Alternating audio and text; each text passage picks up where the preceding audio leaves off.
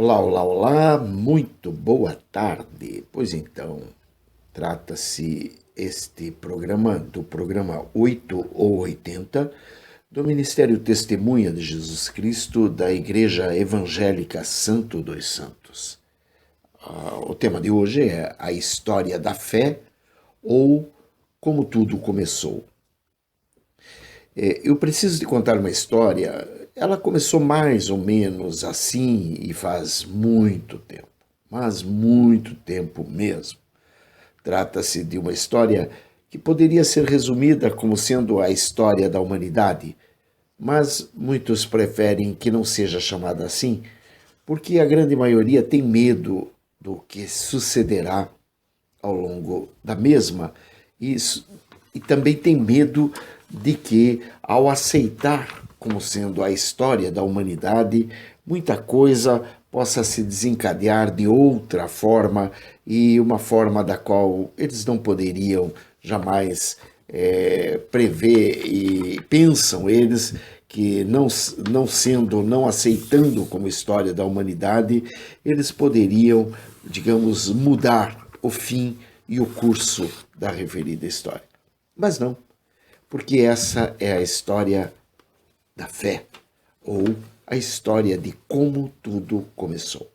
Bem, lá por volta de uns 2000 anos atrás, foi que surgiu mais efetivamente pela pessoa a história de um homem.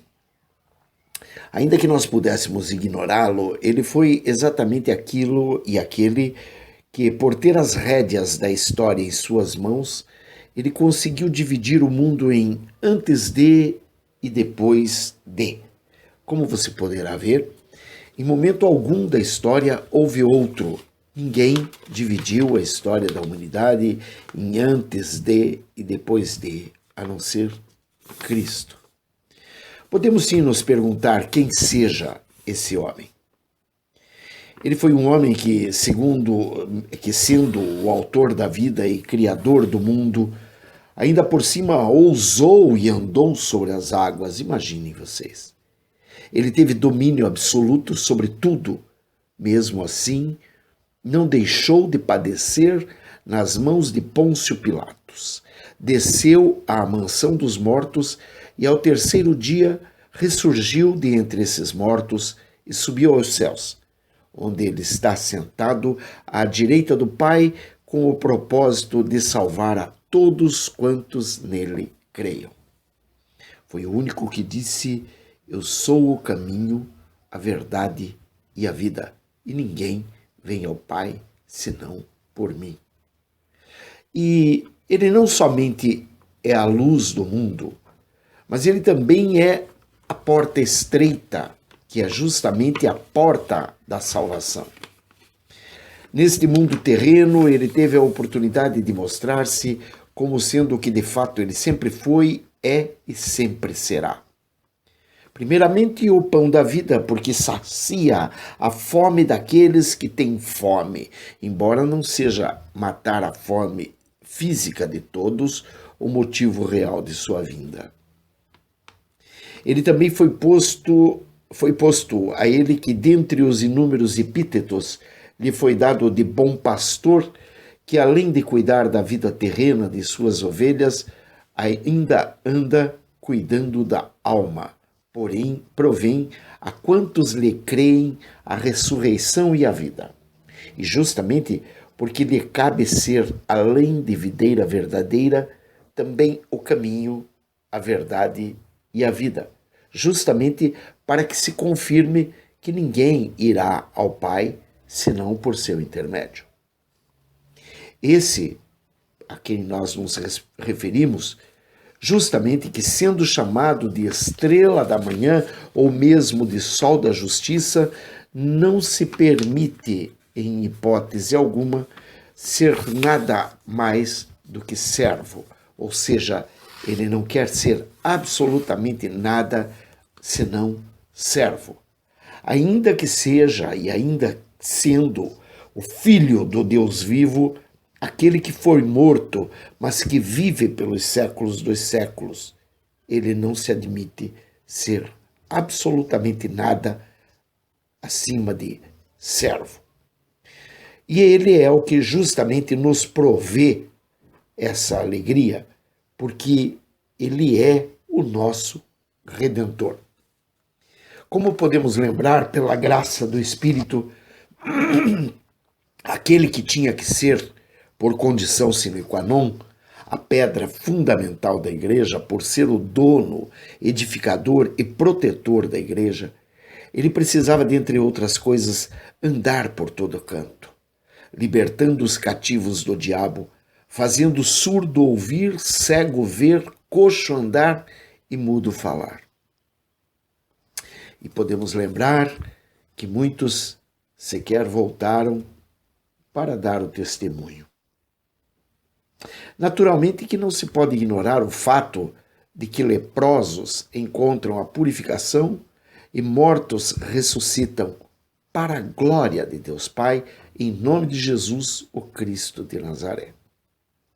Apesar de ver-se suando sangue, chorando e derramando-se para em sua morte prover o resgate na figura do Cordeiro que tira o pecado do mundo, por ter levado sobre si na cruz do madeiro todos os nossos pecados, não sem antes ter sido maltratado, cuspido e covardemente vilipendiado, mesmo assim, ele estendeu seus braços e transformou tudo o que aconteceu naquele palco onde restou manifesta a glória de Deus, porque o transformou no real instrumento da nossa redenção, provando assim que, além de ser o desejado de todas as nações, por ser o Rei dos Reis e Senhor dos Senhores, ele verdadeiramente é o nosso Salvador. Bem, a nossa história vai chegando ao fim e eu poderia ficar aqui por horas e horas, meses e meses, contando essa história cada vez com mais detalhes, cada vez mais ricamente detalhada. Mas vamos deixando cada vez mais claro que, por ter nascido rei, ele jamais perdeu a majestade. Porque mesmo tendo sido sepultado, ao ressuscitar, ele arranca das garras da morte as chaves dos portais do inferno e volta para junto do Pai, onde ele está assentado à direita do Pai, aquele que é considerado o grande advogado e supremo sacerdote e que, além de reinar absoluto, porque em sua frente não subsistem os tronos e majestade, ele está junto contigo, de braços abertos e de mãos estendidas para te receber e para caminhar contigo. O seu Divino Espírito Santo também continua governando a igreja, enquanto ele se prepara para muito breve voltar, para pessoalmente resgatar a sua noiva. Eu só poderia estar contando a história de nosso único e suficiente Salvador e Redentor, aquele que é justamente a razão da vida, por ser a esperança, e é a ele a honra, a glória e o louvor, agora e para sempre. Amém, amém, amém e amém. Bendito e louvado seja sempre o nome do Senhor.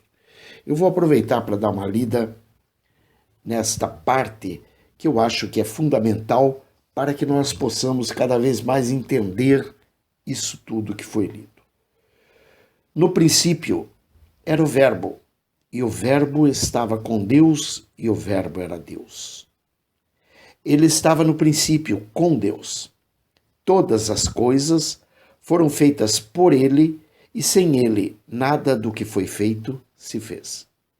Nele estava a vida, e a vida era a luz dos homens. E a luz resplandece nas trevas, e as trevas não a compreenderam.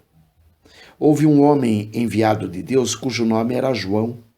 Este veio para testemunho, para que testificasse da luz, para que todos crescem por ele. Não era ele a luz, mas veio para que testificasse da luz. Ali estava a luz verdadeira que alumia a todo homem que vem ao mundo. Estava no mundo, e o mundo foi feito por ele, e o mundo não o conheceu. Veio para o que era seu, e os seus não o receberam.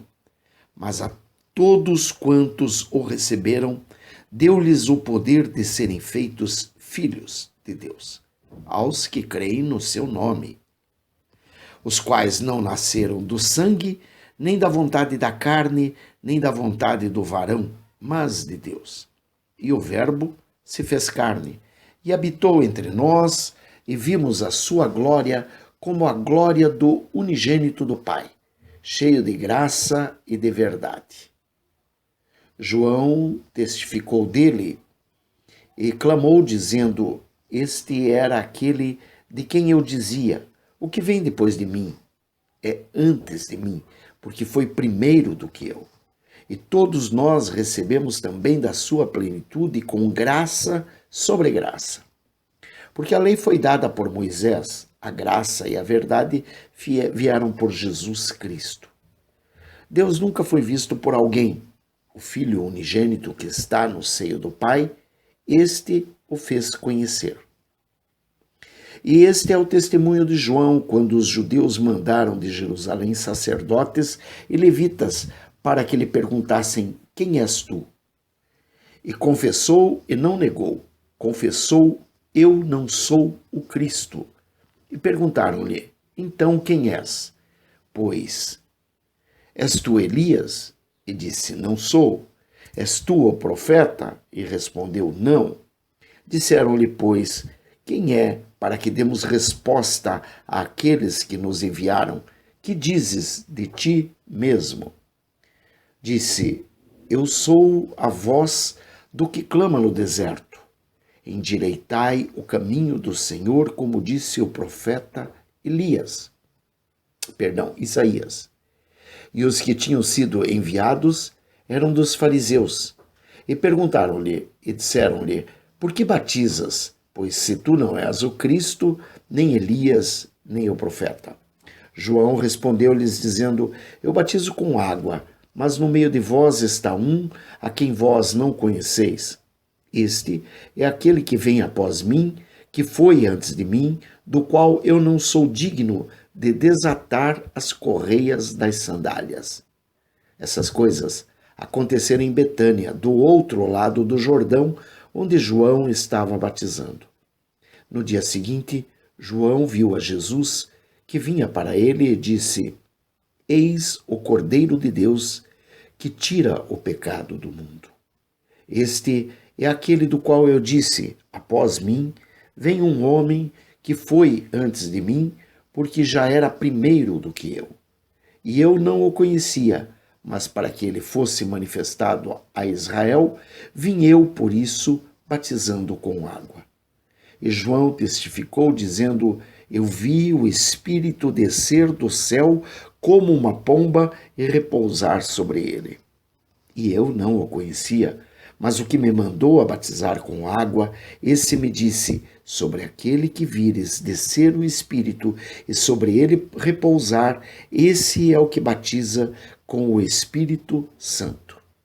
E eu vi e tenho testificado que este é o Filho de Deus.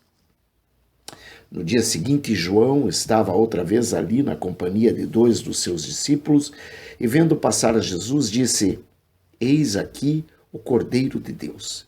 E os 2 discípulos ouviram-no dizer isso e seguiram a Jesus.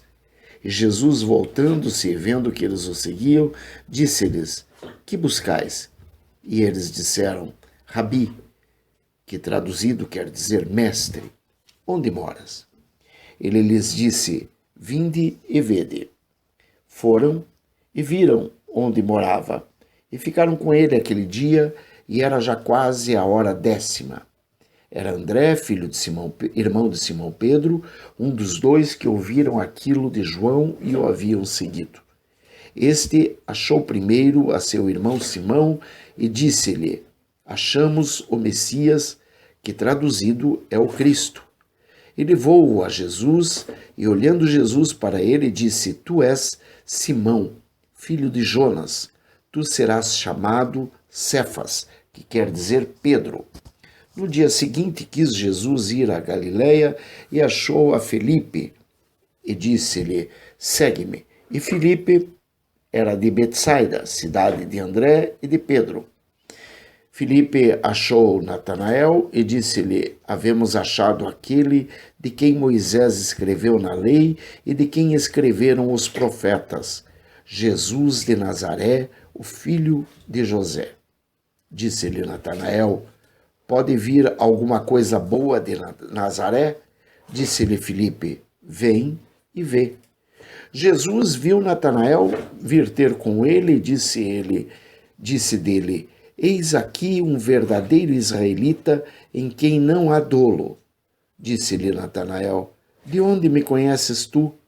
Jesus respondeu e disse-lhe: Antes que Filipe te chamasse, te vi eu estando tu debaixo da figueira.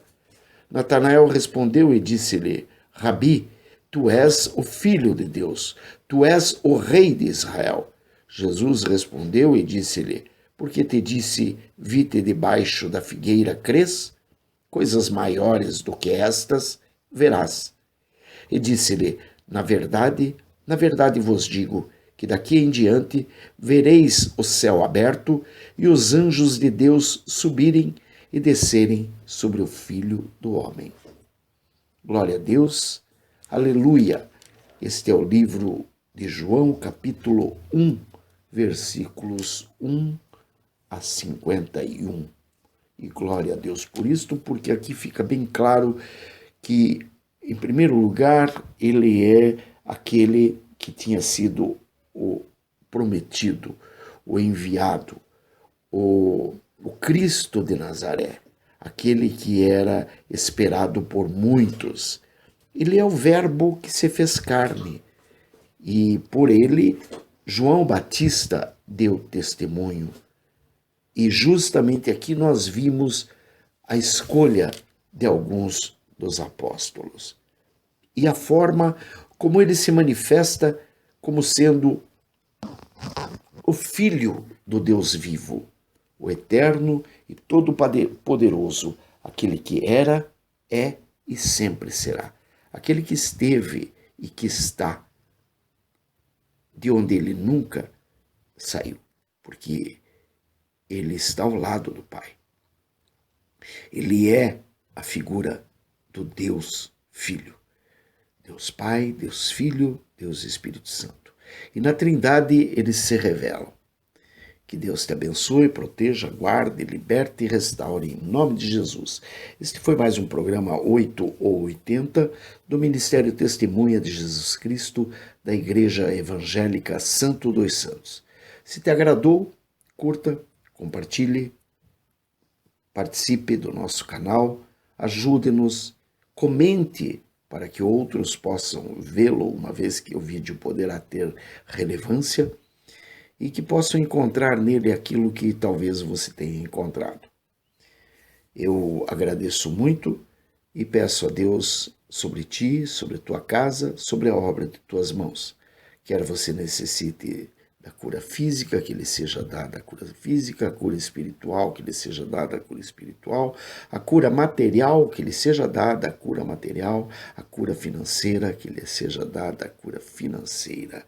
Em nome de Jesus, eu não sou digno, mas a graça do Senhor me basta. Deus te abençoe, beijos, bye, fui.